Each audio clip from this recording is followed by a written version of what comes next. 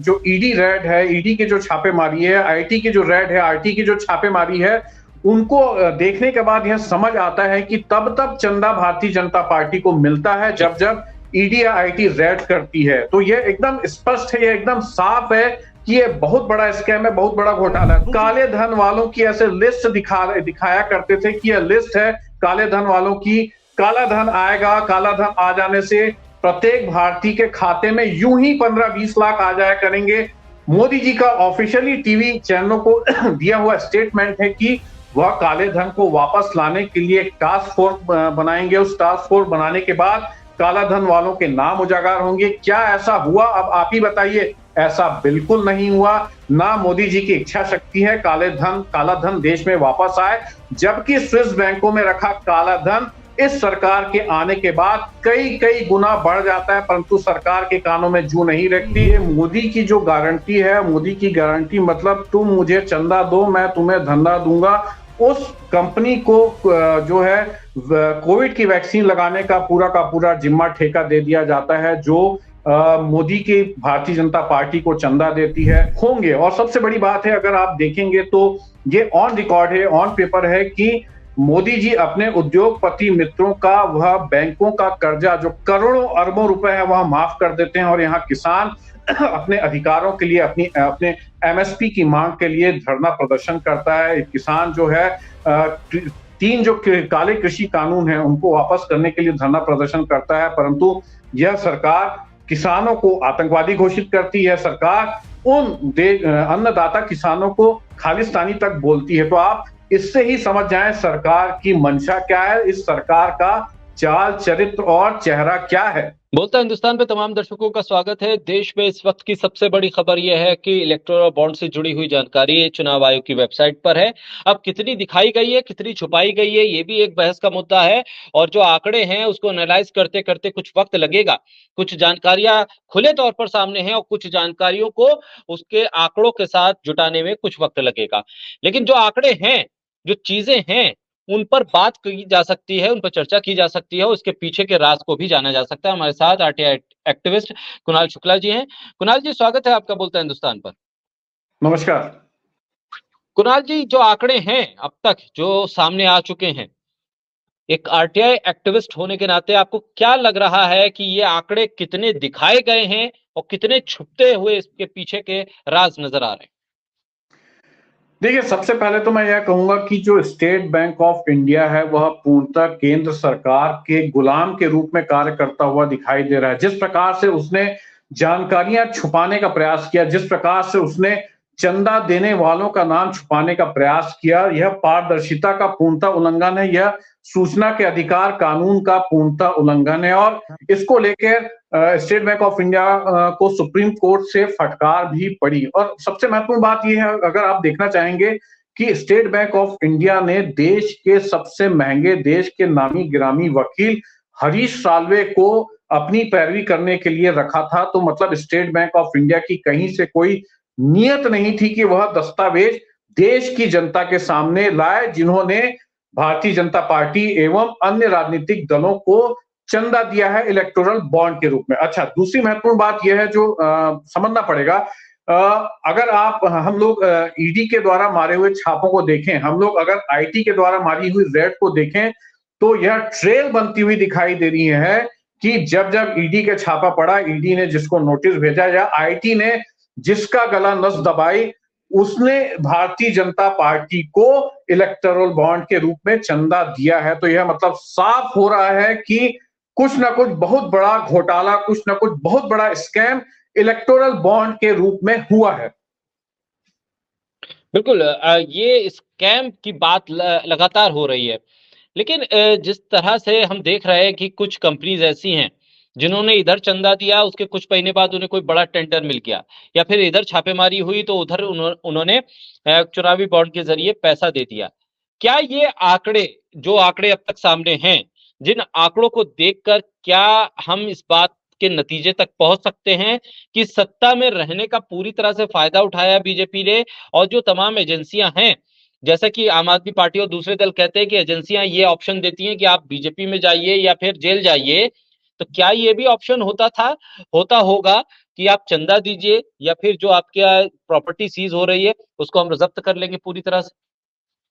देखिए, यह तो समझ आ ही रहा है। मैंने पहले भी आपको बोला कि जो ईडी रेड है, ईडी के जो छापेमारी है, आईटी के जो रेड है, आरटी की जो छापेमारी है, उनको देखने के बाद यह समझ आता है कि तब-तब चंदा भारतीय जनता पार्टी को मिलता है, जी, जब-जब ईडी या आईटी रेड करती है। तो यह एकदम स्पष्ट है, यह एकदम साफ है कि ये बहुत बड़ा स्कैम है, बहुत बड़ा घोटाला है। दूसरी महत्वपूर्ण बात आपको मैं बताना चाहूँगा कि मैंने 1 माह पहले ही स्टेट बैंक ऑफ इंडिया में आरटीआई लगाया था कि उन टॉप 10 व्यक्तियों, संस्थाओं एवं कंपनियों के नाम जो है वह बताए जिन्होंने भारतीय जनता पार्टी को चंदा दिया है। स्टेट बैंक ऑफ इंडिया इसे थर्ड पार्टी इंफॉर्मेशन देकर सूचना के अधिकार के तहत बताने से मना कर देता है। तो यह साफ है कि कुछ न कुछ बड़ा घोटाला छुपाया जा रहा है और इसमें स्टेट बैंक ऑफ इंडिया सहअभियुक्त है।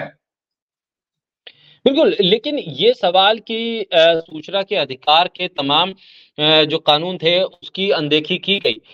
एक तरफ सुप्रीम कोर्ट ये कहता है कि ये असंवैधानिक था, इलेक्टोरल बॉन्ड को असंवैधानिक करार देता है, तो दूसरी तरफ जो पैसा इस बॉन्ड के ज़रिए आया पार्टियों को, क्या वो कानूनी रूप रख पाएगा?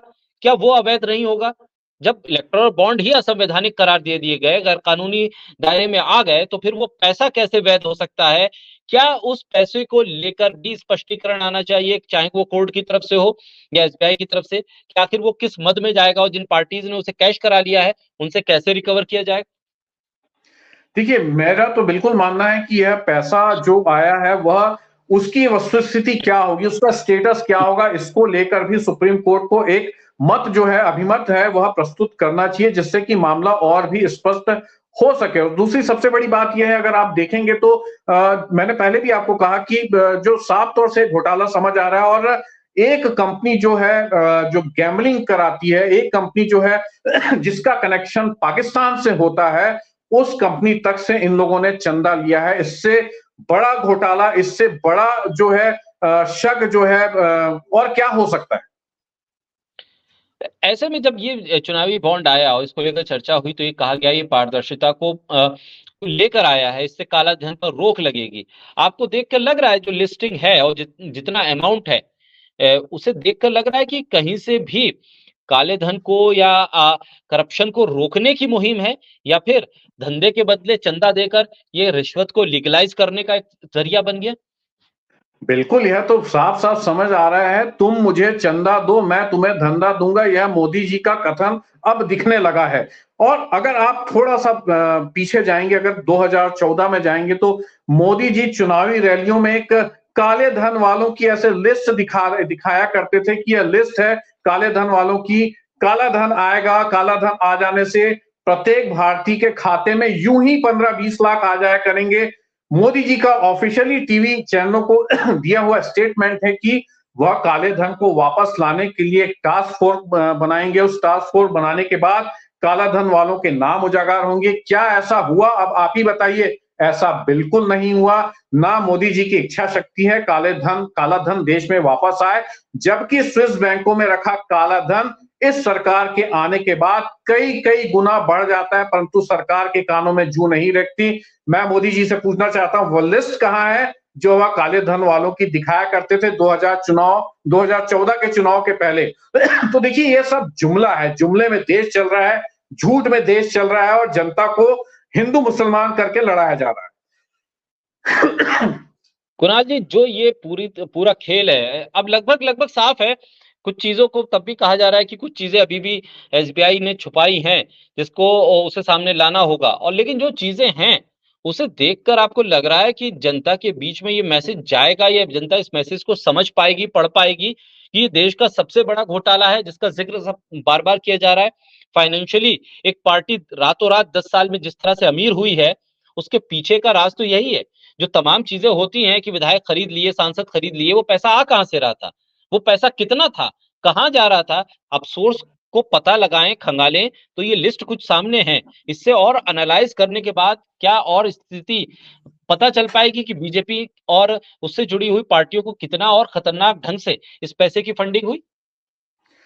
देखिए, निश्चित रूप से बात बिल्कुल सही है कि जो है इससे एक मोटा-मोटा अनुमान तो लगाया जा सकता है, परंतु मुझे अभी भी लग रहा है कि स्टेट बैंक ऑफ इंडिया ने पूरी जानकारी नहीं दी है, उन्होंने कुछ जानकारियां बड़ी चालाकी से छुपा ली हैं और भी जानकारियां अभी आना बाकी हैं और वो जानकारियां आएंगी तो अन्य और भी खुलासे।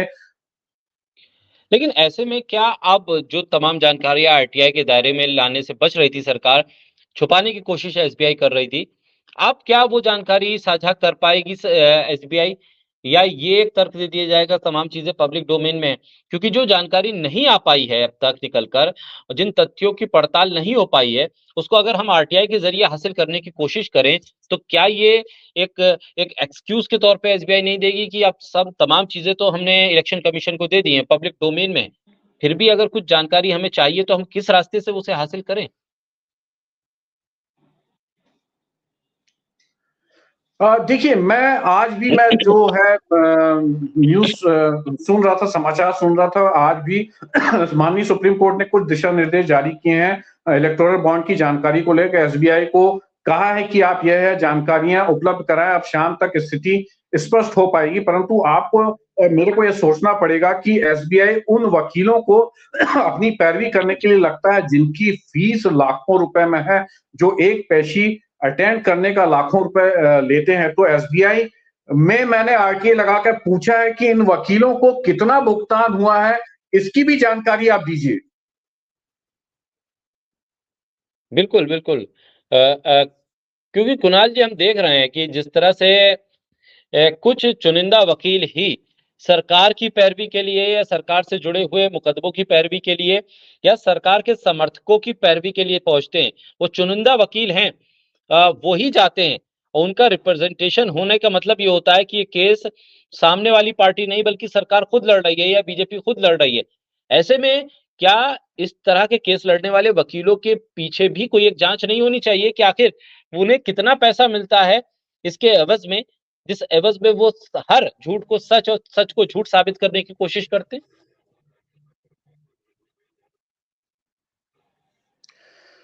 हाँ, निश्चित रूप से मुझे लगता है कि जांच होना चाहिए और मैंने आपको पहले ही बताया कि मैंने आज ही आरटीए लगाकर पूछा है कि जो नामी गिरामी वकील है सुप्रीम कोर्ट का, जो पैरवी कर रहा था एसबीआई की सुप्रीम कोर्ट में, उसको 2020 से लेकर 2024 तक कितने रुपयों का भुगतान हुआ है, एसबीआई जानकारी दीजिए। देखिए, अंततः ये पैसा करदाताओं का है, मेहनतकश करदाताओं का, यह देश के मजदूरों का पैसा है, देश के किसानों का पैसा है। एसबीआई को यह जानकारी देना ही चाहिए।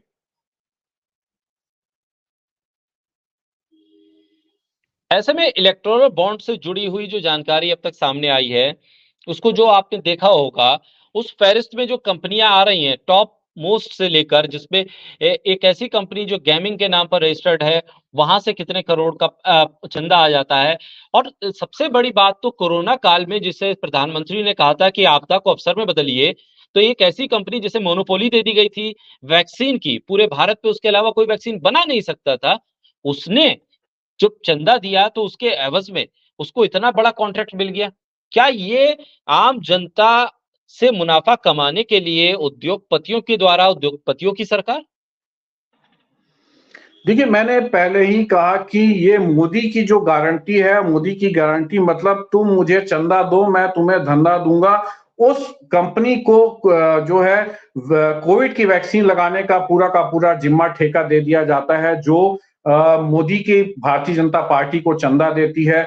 उस कंपनी को देखिए, जुआ भारत में एक अभिशाप की तरह, हमने महाभारत काल से समय से देखा है कि जुए का क्या दुष्परिणाम हो सकता है, परंतु ना खाऊंगा ना खाने दूंगा वालों की सरकार ने गैम्बलिंग कंपनी तक से चंदा लिया है। इससे दुखद, इससे निंदनीय, इससे घृणास्पद और क्या होगा। बिल्कुल, और जिनके खिलाफ खुद सरकार की एजेंसियां काम कर रही थी, छापे मार रही थी, उनको नोटिस दे रही थी, उन पे तमाम तरह के आरोप चार्जशीट की तैयारी हो रही थी, उनसे भी चंदा ले लिया गया, उसके बाद जांच कहां पहुंची इसका अता पता कुछ नहीं है।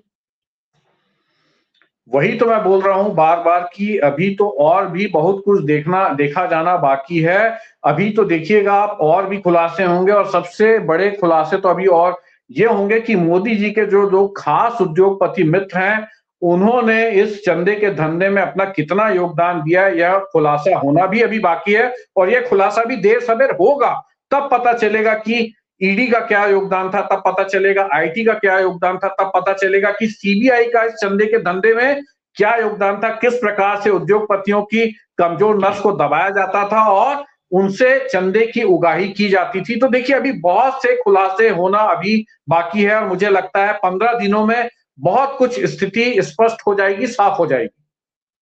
फिर क्या शेल कंपनियों का भी कोई रोल आप इसमें देख पा रहे हैं इस लिस्टिंग में? क्योंकि सीधे ना सही शेल कंपनीज के ज़रिए कुछ बड़ी कंपनियों ने या बड़े चेहरों ने अपना पैसा लगा दिया हो, चंदा दे दिया हो, कुछ ऐसी भी जानकारी है क्या?